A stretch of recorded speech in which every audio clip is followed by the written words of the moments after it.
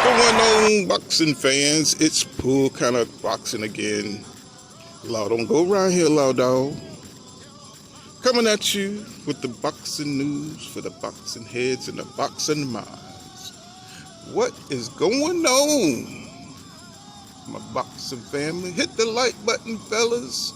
It's not hard, it's free. Thank you for watching my videos, man. Y'all pretty cool out there. Now, Terence Crawford. Watching Terence Crawford bulk up. He is the man. He's got the skills. He's out here. He said he had a fight, a surprise. There's a lot of pump faking going on in boxing. You know, people saying they got fights with the Ryan Garcia saying he was going to fight Pacquiao and didn't fight Pacquiao. You got Tyson Fury saying he's going to fight Anthony Joshua, and that didn't happen. So now we got Terence Crawford saying he's going to fight Pacquiao. Where is it? Where is the announcement? We're waiting on it. Well, we'll accept that fight.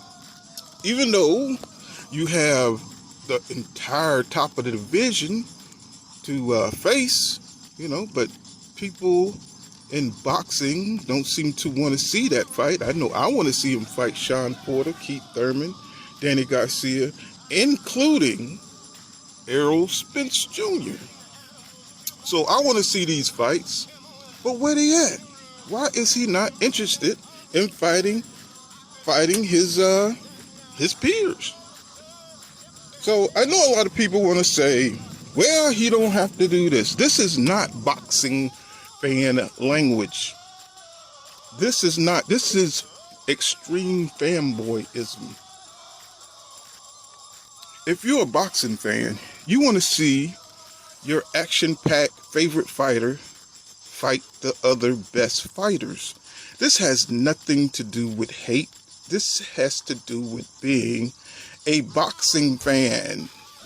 So, people try to change the narrative and reality like you hate Terence Crawford or you hate Canelo. No, people admire these people, even the ones you hate. Stop trying to protect these guys. These guys are fighters. They kick ass for a living. It is a reason they make millions and millions of dollars, and you do not. You don't get a dime for trying to protect these guys. Their job is to fight for money. Can I say that again? Their job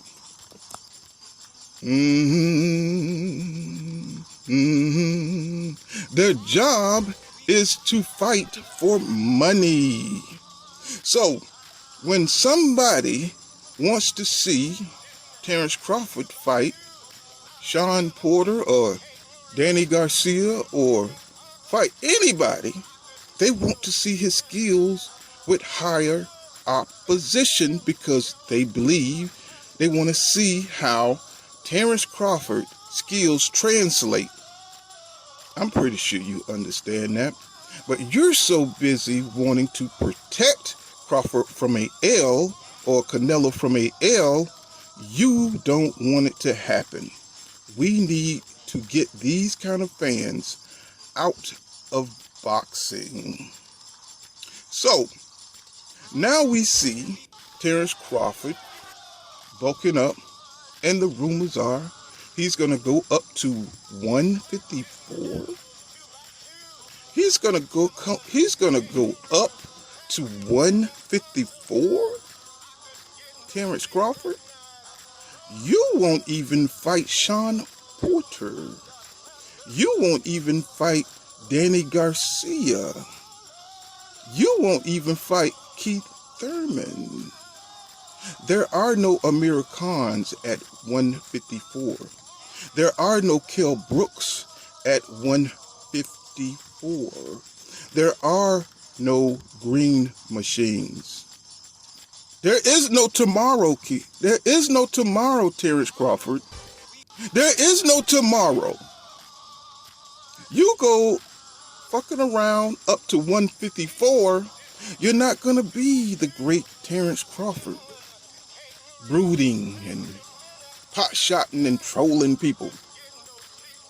You go up to 154 and the shit is gonna get real because you got nothing but killers up at 154. But if you dare to be great, I would say I would congratulate you. I will salute you and I will honor you for daring to be great.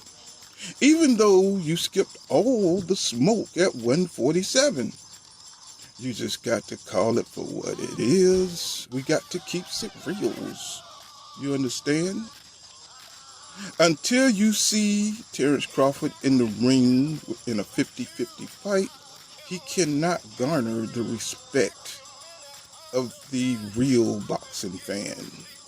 If you are the bad dude in the neighborhood and you're going around knocking out all the small guys, you're knocking out people that's just going to school, all the nerds, when one of the badasses come around who's on the football team and who's on the captain of the basketball team who works out every day comes up to you and you turn around and say, I don't want no smoke. How does that look? How does that look? You don't want somebody who is on an even playing field. And we see this in boxing. So, if Terence Crawford go up to 154 and he fights Jermell Charlo, who is about to become undisputed of the 154 division, we would have to give him credit for that. Because Jermell Charlo is a killer. He is a straight killer. He is the one in the lion den who wants to eat everything in his path. He will kill any hyena that's strolling in the area. So if Terence Crawford bring his hyena ass up there, Jermell will take the fight. And it will be a smart move by Terence Crawford. It will be a smart move because if Terence Crawford can achieve beating Jermell Charlo, it would negate all the bullshit he did at 147. Because the higher you move up in boxing, the higher weight class you move up in boxing, the higher status you attain. And Terence Crawford know this. So, if he beats Jermell and Terence Crawford becomes undisputed at 154, that's brilliant. That is fucking brilliant. And we know Jermell will take that fight. So if Terence Crawford becomes the undisputed champion at 154, then he will have a higher status than Errol Spence Jr.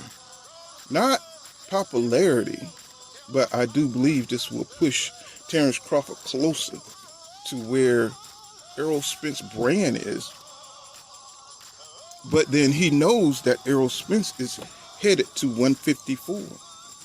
Because if Terence Crawford leaves the 147 division, Errol Spence is definitely going to be undisputed at 147. Whoever picks up the belt, whoever gets elevated to the WBO under Terence Crawford belt once he vacates that division, Errol is surely to beat them. Now, an interesting scenario would be if Boots Ennis gets the WBO belt. Somehow, some way, he beats the shit out of whoever gets elevated under Terence Crawford. And Boots Ennis get the WBO at 147. Wow. Boots Ennis versus Errol Spence Jr. Now, shit just got real.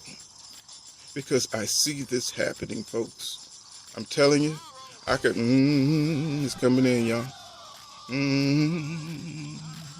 It feel funny. Yeah. Boots Ennis WBO champion.